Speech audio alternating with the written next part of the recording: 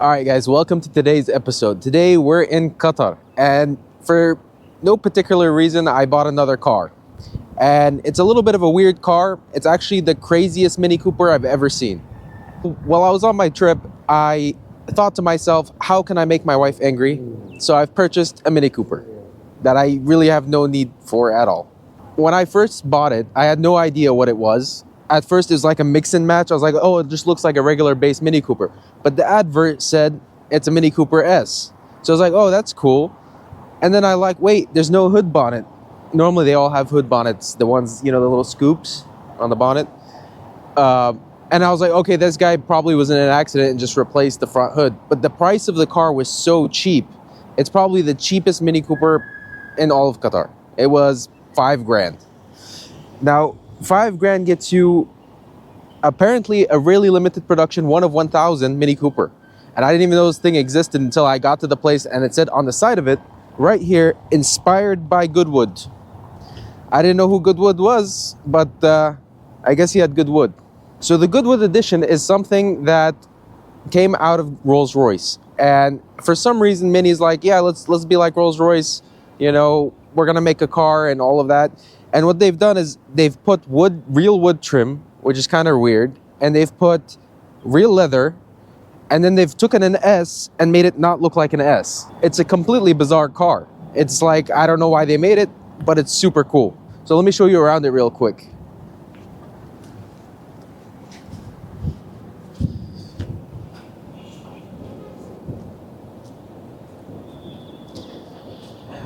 So in the rear of the car, you noticed it has the S center tips, which is like, okay, that made me think, okay, maybe it is an S, or maybe somebody faked it. When I first looked at it, I was like, somebody probably put a fake exhaust on it and said it's an S. I really couldn't tell. And then I popped the hood, and that's where it really gave it away. So if you come with me,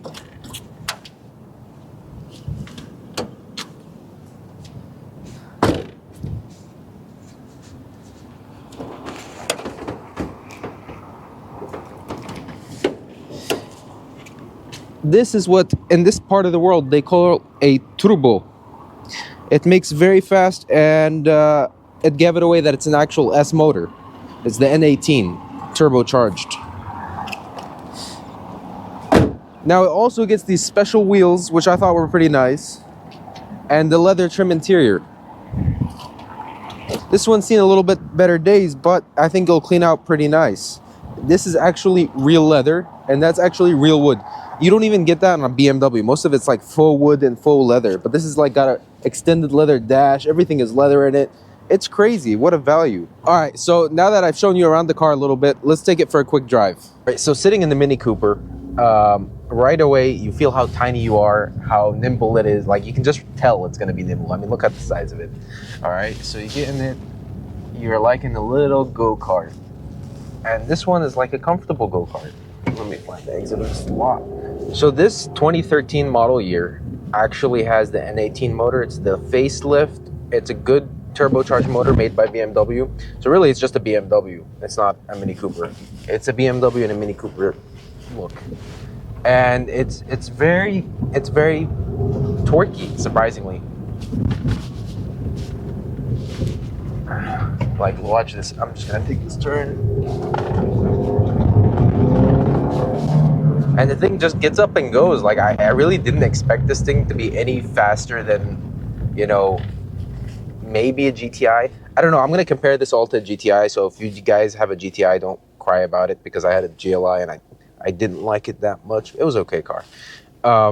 So this handles sort of like a GTI, but with a lot more character. So you get the nimble, fun aspect of it. The suspension feels more stiff.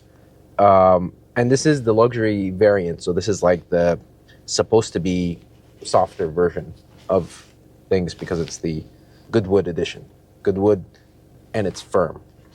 So the suspension is firm, but it's super fun to drive. I wouldn't take it off-roading, but unless you want to do one of those cool rally builds with it. But this is not the one to have a rally build with. It's too leathery. But it just goes, and I mean, it goes pretty well.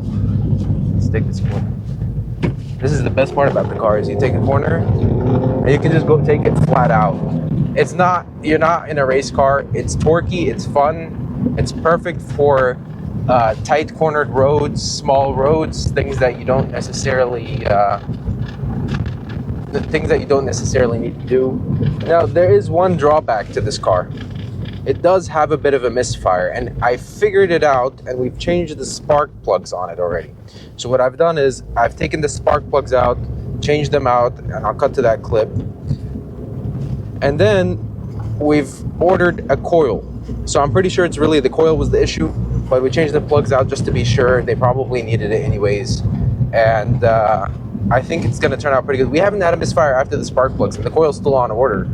But I'm pretty sure it's one coil. It tends to happen when the car is cold. And then once it warms up, it stops happening. It's cylinder 3 misfire, I believe, on the codes. So we're just going to change out that coil just in case. But other than that, it's been pretty flawless. I mean, you know, it's got its little used car quirks. But if you want a Mini Cooper, I highly recommend it. You know, much better than the GLI or GTI. Much more character, and that's really all what these cars are all about. So in typical fashion, the car has a misfire. We're taking out the coils right away because we don't want to be doing this when we're out here. And that's a coil. That's one coil. No oil in it, which is good. Let's pray there's no oil in any of these because I don't want to do a valve cover gasket. I don't have the tools. All right, no oil in this one either. We good. 2 more to go.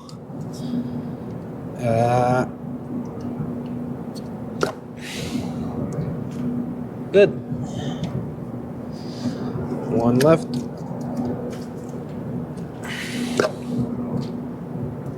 All good. No oil in any of these. So valve cover gasket's good, at least.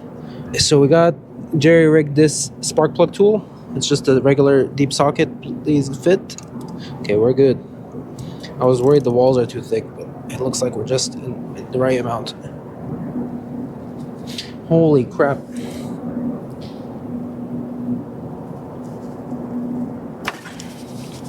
That's the most torqued spark plug I've ever seen. That's not good.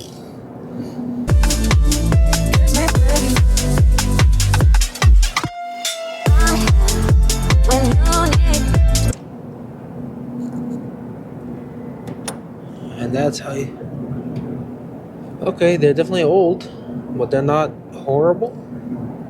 It's not covered in oil, it just looks... They're definitely very old. Double platinum. Who makes this? Bosch? I guess these are OEMs. It's pretty old. So we'll do one at a time, and I'll put one in, and that way we can just do that. Alright, these are the new ones. These are OEM BMW Mini Champion, which is weird because I thought Bosch makes these. Anyway, so what we're gonna start off doing is threading it slowly, just like this. We don't want to do anything too torquey at first. Okay, it's okay. It's going there anyways. This just expedited it. All right, so that now it's just half a turn because you don't want it too tight.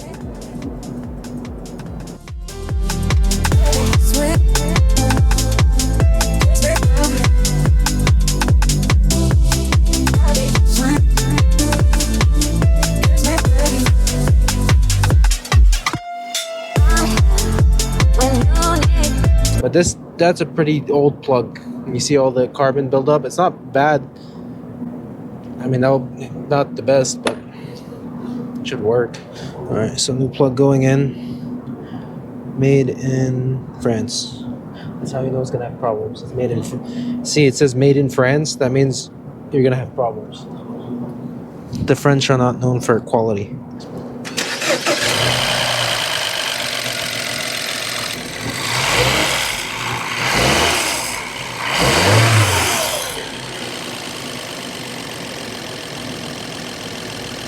Alright guys, thanks for watching today's video.